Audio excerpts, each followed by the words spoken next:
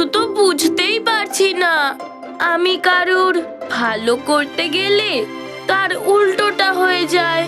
এবার কি করব আমি? আমার এই কার্যের জন্য মাও খুব কষ্ট পায়। এবার কি করব?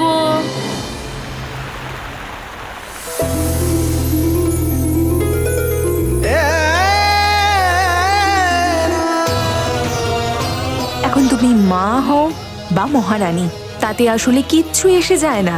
এই অভিশাপ তুমি একজন পুত্রকে জন্ম দেওয়া পর্যন্তই পেয়েছিলে।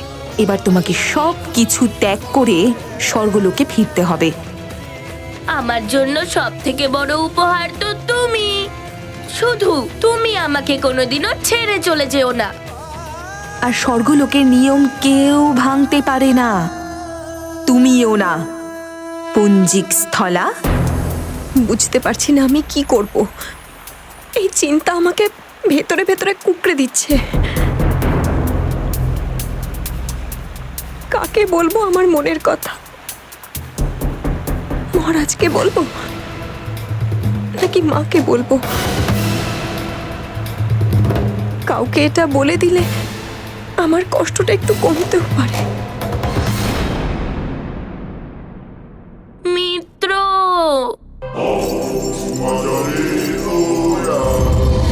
মিত্র, বুঝতে পারছি না যে আমার সাথে এরকম কেন হচ্ছে। কতক্ষণ সবার থেকে লুকিয়ে রাখবো? কিন্তু যদি হঠাৎ করে আমায় চলে যেতে হয় তখন সবাই এসব কি করে সহ্য করবে?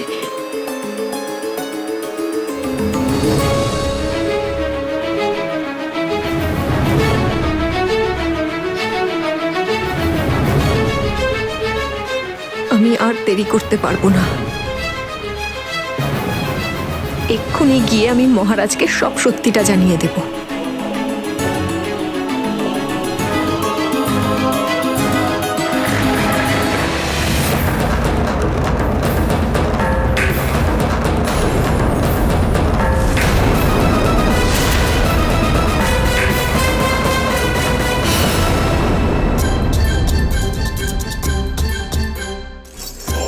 কি হলো?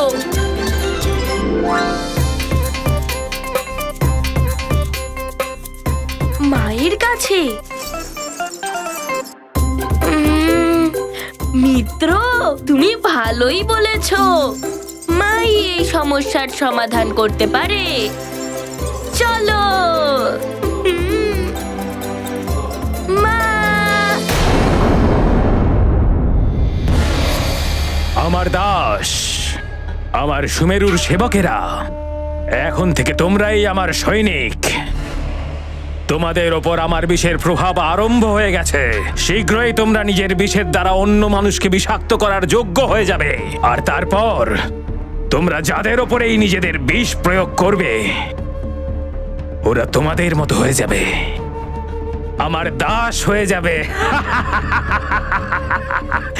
দাস হয়ে যাবে।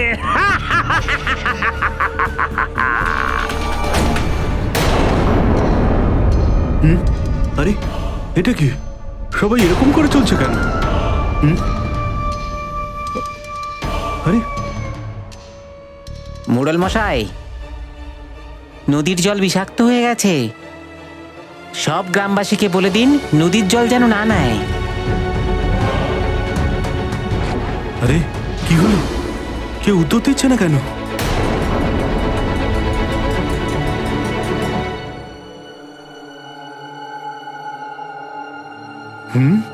কোনো উত্তর নেই। আরে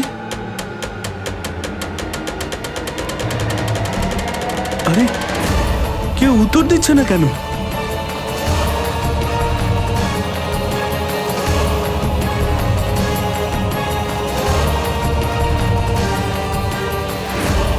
এই মোড়ল মশাই আর বাকিদের কি হয়েছে?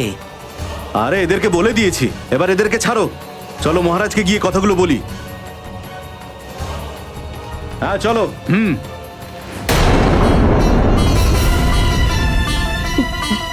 দেবরাজ, আপনি?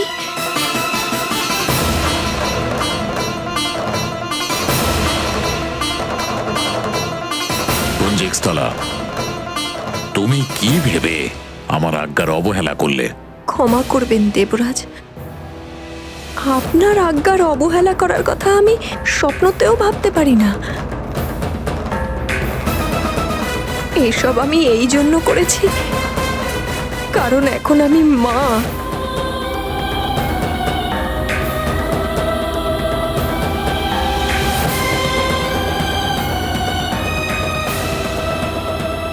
পুঞ্জিকস্থলা, তুমি তো জানো যে মর্তলোকে সবাই নশ্বর। তোমার পুত্রের প্রতি মোহ ততক্ষণই যতক্ষণ তোমার দেহ আছে। তারপরে কে মা, কেই বা পুত্র? তুমি কিভাবে এই মোহমায়া চক্রে বিভ্রান্ত হলে?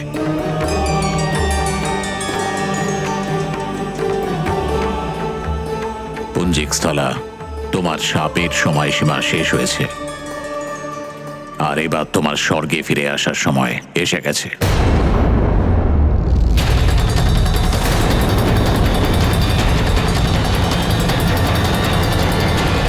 মা!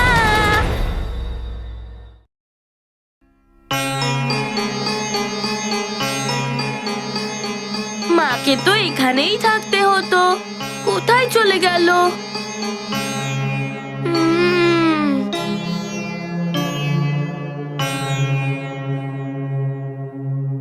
চলো, আমি তোমাকে নিয়ে যেতে এসেছি।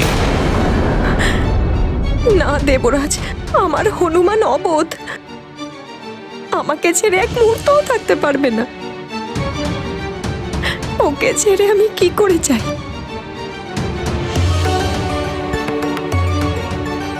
পুঞ্জিকস্থলা, স্বর্গের বিধানে তুমি আর এখানে এক মুহূর্তও থাকতে পারো না, আর স্বর্গের নিয়ম কেউ ভাঙতে পারে না। তাই তোমাকে যেতেই হবে। না দেবরাজ, এরকম করবেন না। না বলে চলে গেলে তাহলে সব শেষ হয়ে যাবে। আমার অনুপস্থিতি কেউ সহ্য করতে পারবে না, কেউ না।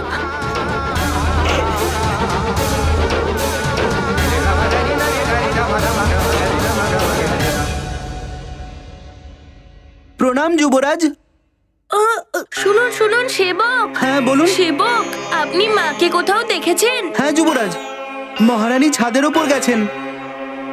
ছাদের ওপরে? হ্যাঁ, প্রণাম যুবরাজ।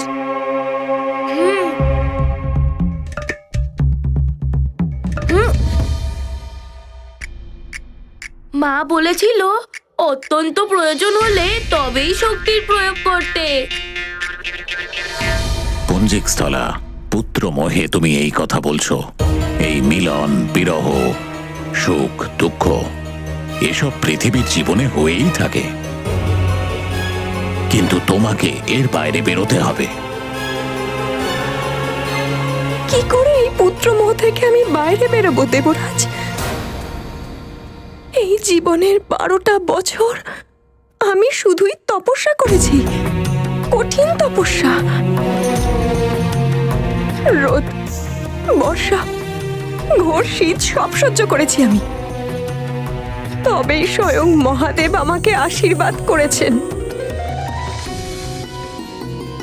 হনুমানের মতো পুত্রের মা হয়েছি। মা হওয়া অবধি তো সাপ ছিল পুঞ্জিকস্থলা, মা হতেই সেই সাপ শেষ হয়ে গেছে।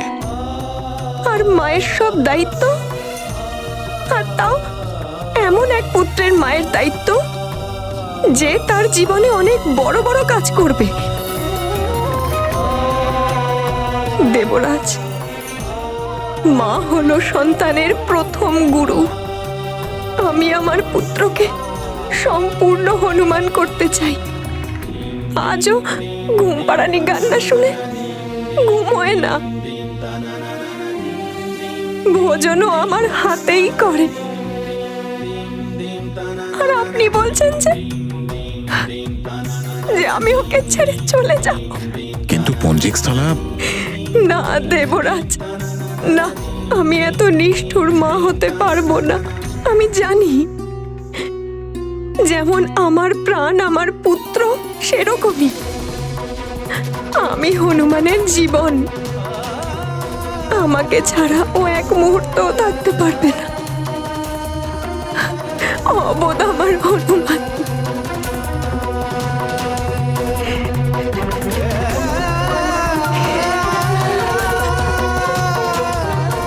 পুঞ্জিকস্থলা, হনুমান হোক বা কেশরী, সাপের ছায়া তো ওদের ওপরেও পড়বে, কারণ ওরা তোমার পরিবারের মধ্যে। আর স্বর্গের নিয়মের কথা বললে স্বয়ং মহাদেবও এই নিয়মকে বদলাতে পারেন না।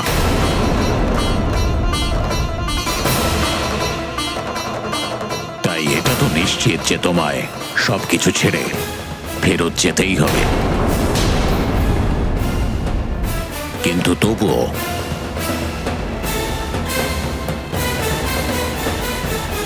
হনুমানের জন্যে আমি তোমাকে পূর্ণিমা পর্যন্ত সময় দিচ্ছি।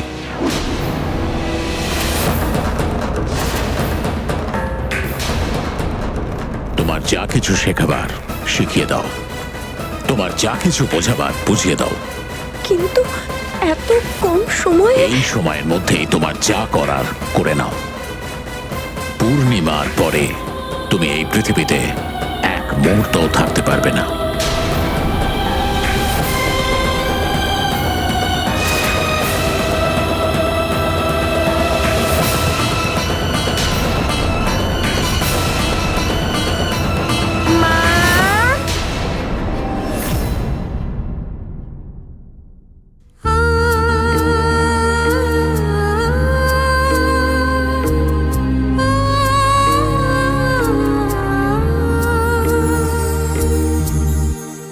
खेलेगा गोदी में तेरी जब लल्ला, जग तुझे यारा भाएगा। शिव सा वो सुंदर पवन जैसा वेग, जग के सरी नंदन कहेगा, जग केसरी नंदन कहेगा।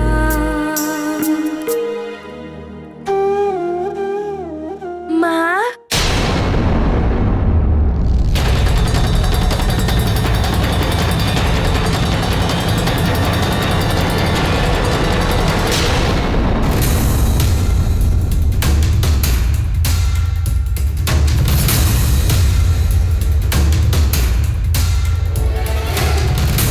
মা, তুমি আমার ওপর রেগে আছো তাই না?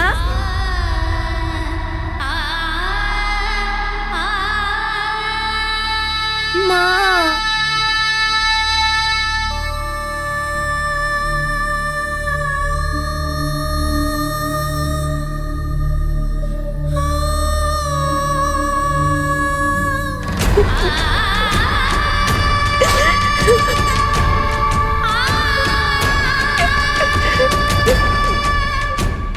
মা, আমি আবার ভুল করে ফেলেছি।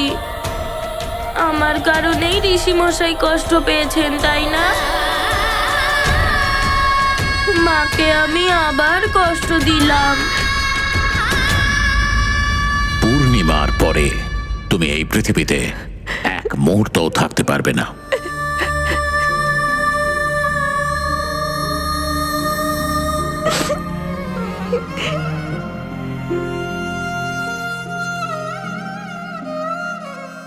আমি তোমাকে আবার কাঁদালাম তাই না?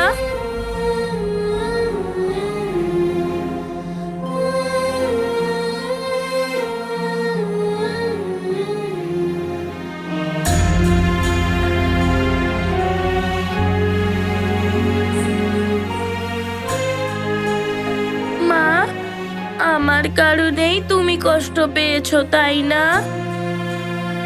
তুমি কেঁদো না, তাহলে আমিও কেঁদে ফেলবো। আর আমাকে কাঁদতে দেখে তুমি একদম থাকতে পারবে না।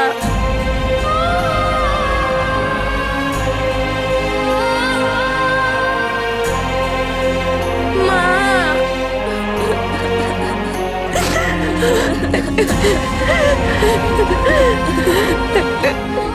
তুমি কবে বড় হবে আমার মানিক? কবে বড় হবে? বড় হতে হবে? নাও, এক্ষুনি হয়ে যাচ্ছি।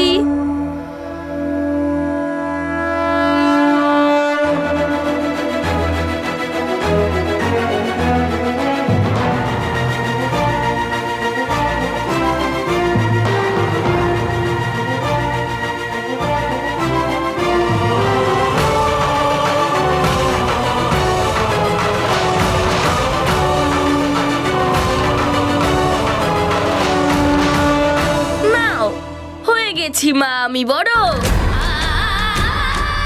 তোমার প্রসন্নতার জন্য আমি সবকিছু করতে পারি, কিন্তু তোমার চোখে জল দেখতে পারবো না।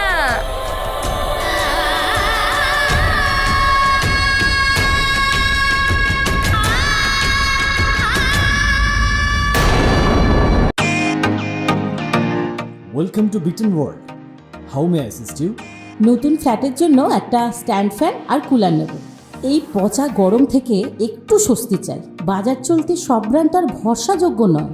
তার জন্য তো আমাদের ফ্যান আছে, all purpose bullet table fan, ceiling fan. আমাদের সিলিং ফ্যান কিন্তু 30 মাসের ওয়ারেন্টি সহ পাওয়া যায়। আছে ফারাটা 2 বছরের ওয়ারেন্টি, 17 থেকে 20 মিটার এয়ার ফ্লো, মধ্যবিত্তের সাধ্যের মধ্যে একমাত্র ভরসাযোগ্য ব্র্যান্ড বিটন। আমাদের কুলারের কিন্তু অনেক range, 45 litres, 50 litres, 70 litres, 90 litres, 110 litres. Honeycomb সহযোগে বিটনের সব কুলারের ওয়ারেন্টি 1 বছর। চেনা হাওয়ায় অচেনা অনুভূতির জন্য একমাত্র আদর্শ বিটন। গরমে স্বস্তি পেতে বিটনের ফ্যান হোক বা কুলার, আজই আনুন বাড়িতে। Vuitton, digitally years.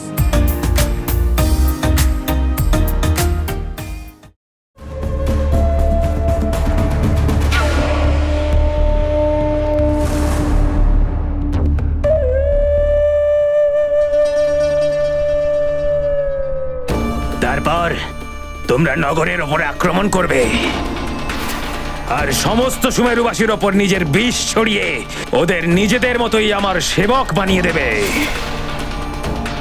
ততক্ষণ তোমরা সবাই এখানেই থাকবে।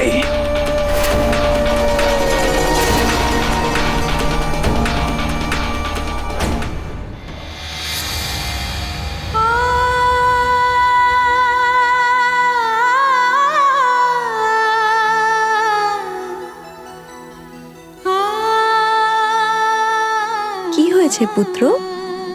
ঘুম আসছে না? ঘুম কি করে আসবে মা? যদি তুমি আগের মতো দুঃখ পাও তাহলে? আচ্ছা, একটা কথা বলো, যদি আমাকে কোনো কারণবশত যেতে হয় তাহলে তুমি স্বয়ং ভোজন করতে পারবে তো? কাউকে জ্বালাতন করবে না তো? আর পিতাশ্রীর কথা শুনবে তো? কোথাও যদি যেতেও হয় তাহলে তার আজ্ঞা নিয়ে যাবে বা তাকে জানিয়ে যাবে, মনে থাকবে?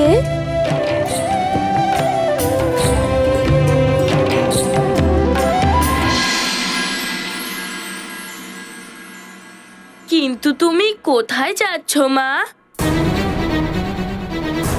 যেখানে যেখানে তুমি যাবে সেখানে আমিও যাব। আমি তোমাকে ছাড়া একটুও থাকতে পারবো না।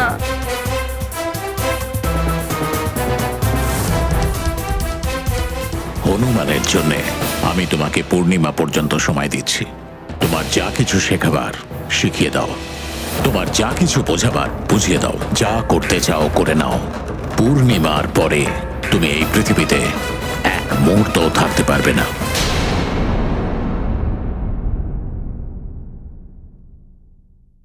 পুত্র, অনেক কথা হয়ে গেছে, নাও এবার ঘুমো। এসো।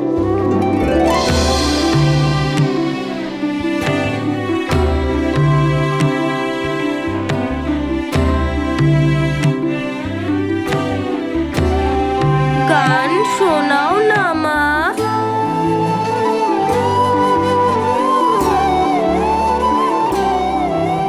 পুত্র, কতদিন আর গান শুনে ঘুমোবে? বড় হয়েছো, যুবরাজ হয়ে গেছো, এখন গান না শুনে একটু ঘুমো।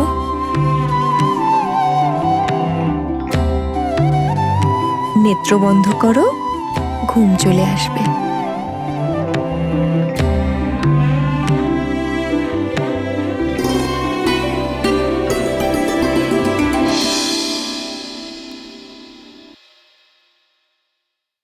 এখন এসব কিছু তো তোমাকে শিখতে হবে পুত্র।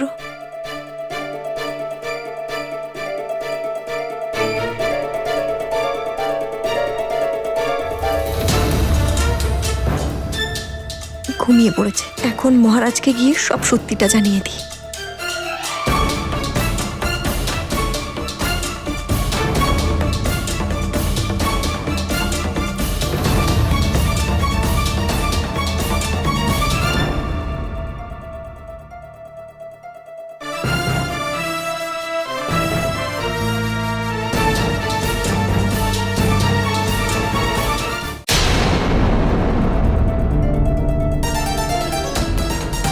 মহারাজ বৈঠকে আছেন, কোনো বিশেষ মন্ত্রণা চলছে হয়তো।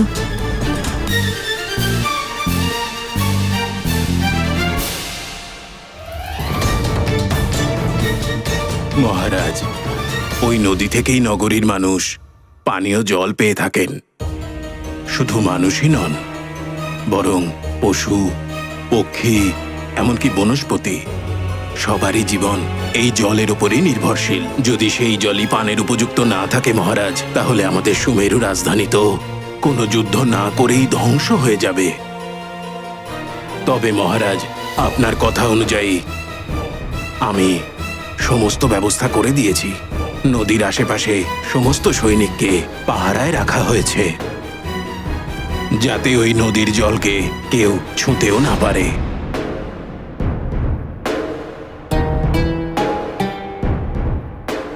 কিন্তু আমাদের সব সময় সতর্ক থাকতে হবে। যতক্ষণ নদীর জল পরিষ্কার না হয়ে যাচ্ছে, ততদিন নগরবাসীদের জন্য জলের বিকল্প ব্যবস্থাও করতে হবে। এই জন্য আপনি কুয়ো খোঁড়ার ব্যবস্থা করুন। কিন্তু মহারাজ, কুয়ো খুঁড়তে তো অনেক সময় লাগবে।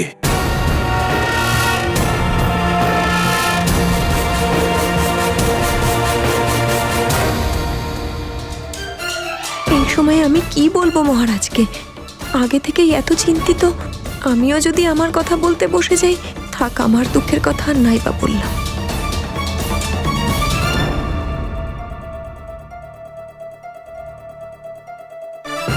আমি একজন যুবরাজ, আমাকেও কিছু করতে হবে।